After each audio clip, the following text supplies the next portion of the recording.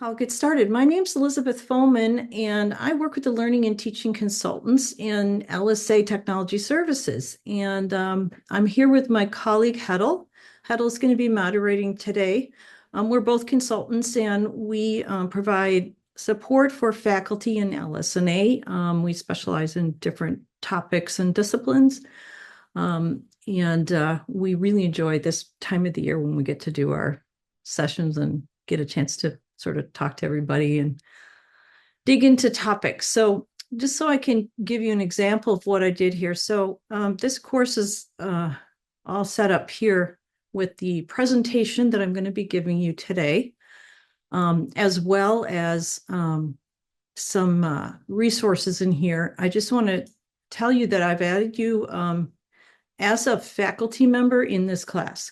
So that allows you later on, if you want to revisit this topic, maybe get some assignments for your students, some ideas for discussion. This class exists now, and you can just drop in and pull out the content as needed. So you're all teachers in this particular presentation. So what are we going to be covering today? I built out a couple of slides here just to show you. You can kind of customize Canvas sometimes with a little bit of pictures and some color and things like that using HTML. And so I just kind of dropped that in there. I was experimenting with some things, just so you know, you can do that in Canvas. But it's also something to note that we are looking really closely at doing a good job of creating accessible courses. And so if you do customizations like this, you have to take care to use the accessibility checker in Canvas and make sure that screen readers can sort of crunch up what you put in the Canvas course. So today we're going to take a look at a couple of assignments that help students be aware of good information literacy practices. I've got a couple examples for structuring your projects. I have a really good article from Faculty Focus from a faculty member who teaches sociology. I've included that in the resources. Done a wonderful job of distilling down what she does with her students and what she recommends. And so I'll have a few resources as well with your students. So what I did is I just set this up so we could talk about some of the things that this faculty member and other faculty members are doing to help students sort of find their way in the digital communities that they populate, if you will, and find good, solid data. So we want to steer students to places where we have reputable resources. They can do Google searches and find whatever filtered to the top, and we need to help them get better at that. So one of the things that this faculty member did talk about was helping her students find good ways to visualize data and where the significant data was. I'm going to go ahead and pass. So I need this resource here, but she surveyed her students, and what she discovered was that students were getting a lot of their information from social media, television news, and then, of course, word of mouth. So word of mouth has existed for a long time. Television, 50, 60 years, radio, a little bit longer than that. But it's social media and the internet that pretty much dominates what students use for information today. And, in any discipline, no matter what you're teaching, even math, we want to help our students to discriminate about what is a reliable resource for different information, particularly as an academic and just as a citizen too. We don't know how much information our students have gotten in the past about where reliable information comes from. And if we do a casual questioning of them, you'll find that they'll say they get it from, Reddit or something. And so, as a scholar, we want to help them do a better job finding information. So one of the things that we want to do is help them verify their credibility of their source. And we do this every day in our day-to-day life. because we know that if we search on something, somebody is going to try to sell us something, or we might get nefarious information. And the goal is not to think every source is wrong, but to help them critically evaluate what's right and why is it right. And this requires a little bit of work on their part to sort of research and look for sources of good information. So wonderful resource here. I'm going to click on this. It may start with an ad, but it's a resource that's highly recommended. This is wait till the ad stops. Hi, I'm John Green. John Green here has done a wonderful job. He has a series of videos. They're very short. They cover a number of topics in navigating digital data, and they're sort of cute and fun and fast, but it's an excellent resource for students and for faculty. You can include these in your assignments. There's a whole series, I think there's 10 videos total, where he describes different ways that you can be discriminating when you're looking for information on the internet. And it's very helpful. So I'm going to go ahead and go back to my class here for a minute.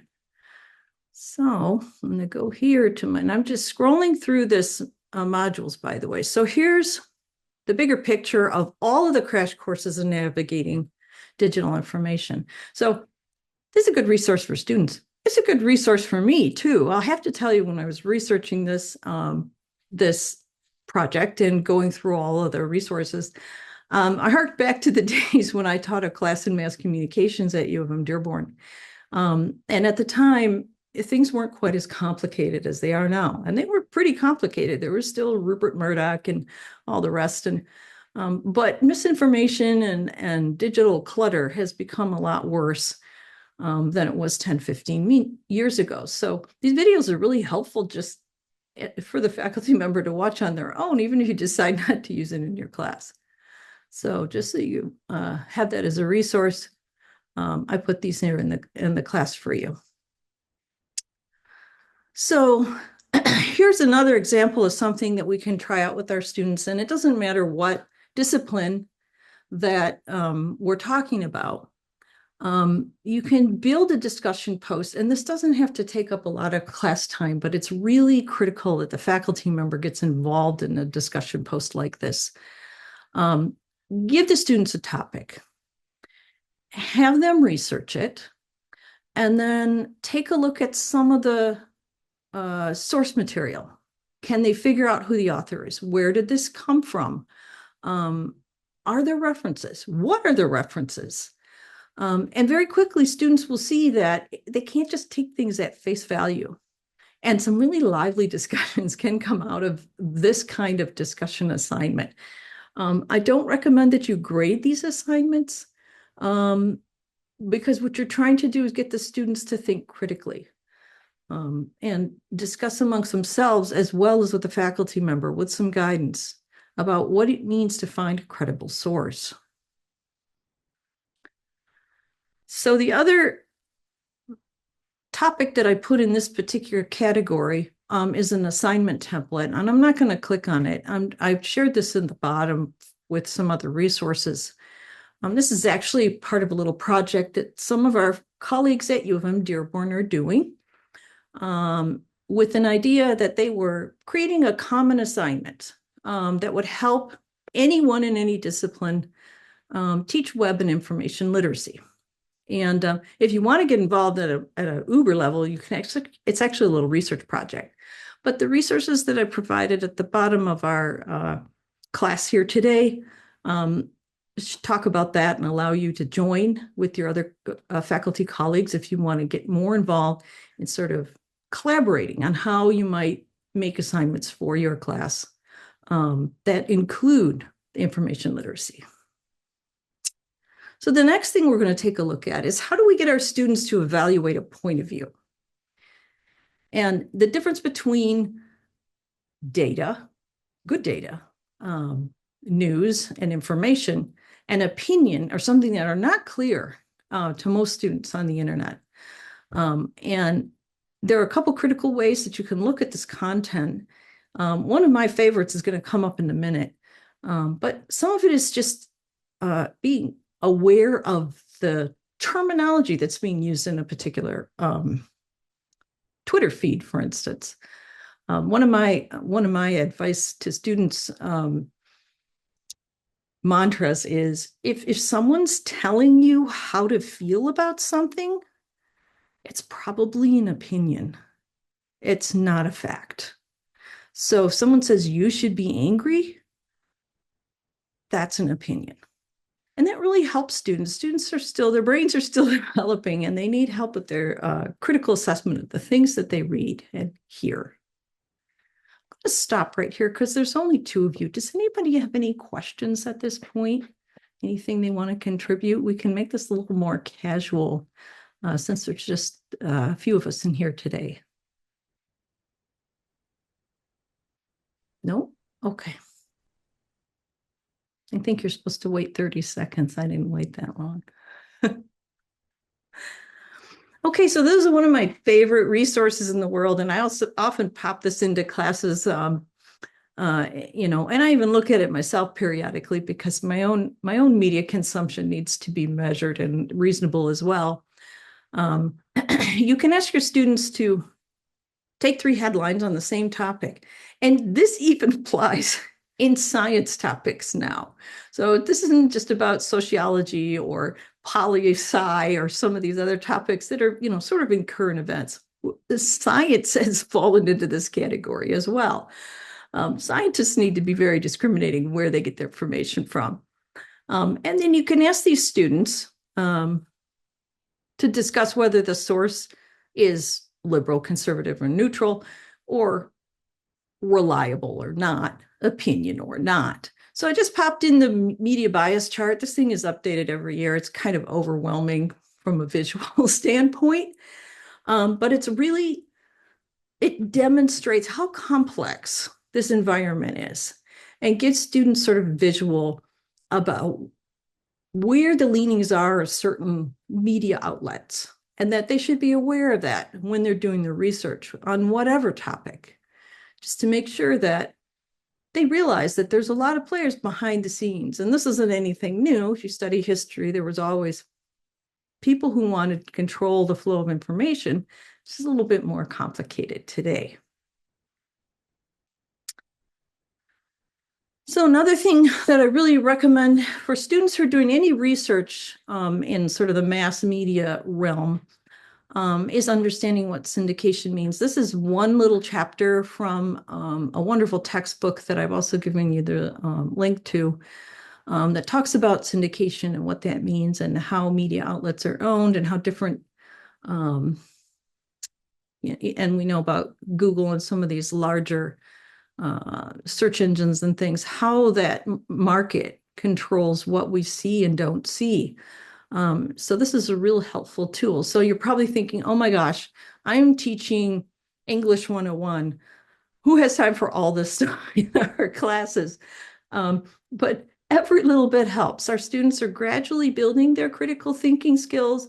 We want to continually expose them to the good habits that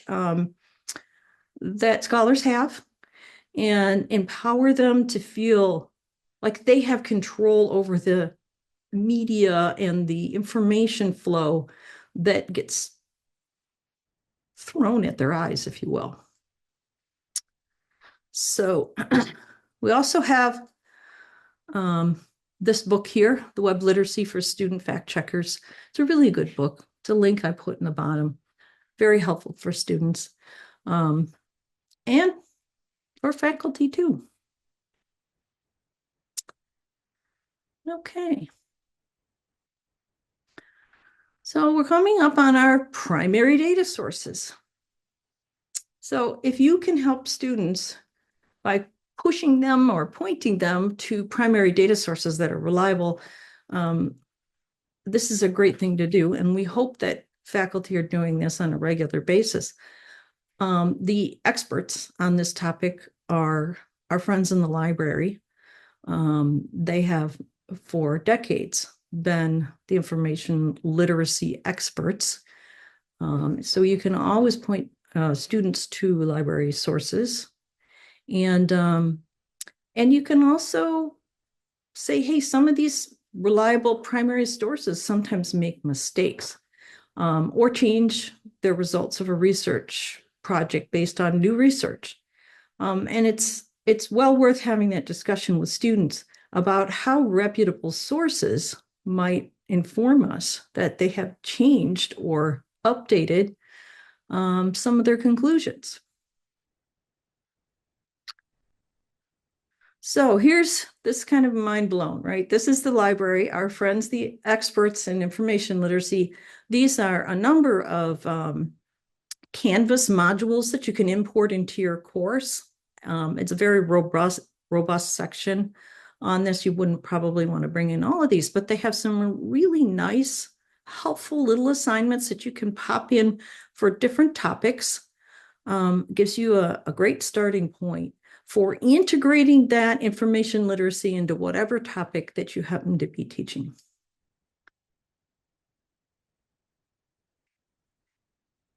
This is more of a tour than anything else. So here's another, I found this completely by accident, the All Sides Bias Checker. This is really helpful for students who might be maybe in poli-sci or sociology, just taking a look and see what outlets are maybe informing us of their bias without us realizing it. Okay. So next up is a really short module. I don't know about you guys, but I'm so tired of talking about AI. I wanted to focus on something else, but we have to mention this to our students because it's so important and it's such a big deal right now. How to analyze and interpret results from AI systems. The university has a wealth of information on this, and it's very up to date and well documented. I've put the links in here. I've added a little bit of content from our friends at U of M Dearborn who are looking to do a similar activity. But it's really important, if nothing else, that you tell your students, if you are in fact in the syllabus, this is really important, going to allow or disallow the use of any AI systems for their assignments, because if you don't tell them, they will be lost. The other thing we want to do is make sure we realize that generative AI is not an entity. It's not a conscious being. It just is basically Google on steroids. It's a tool that can parse a whole lot of information and turn it into what sounds like, for the most part, not always, a cohesive package. And students will always, from now on, need to know how to use artificial intelligence systems in the workplace and in their classes with caution and with an understanding that this is just another tool.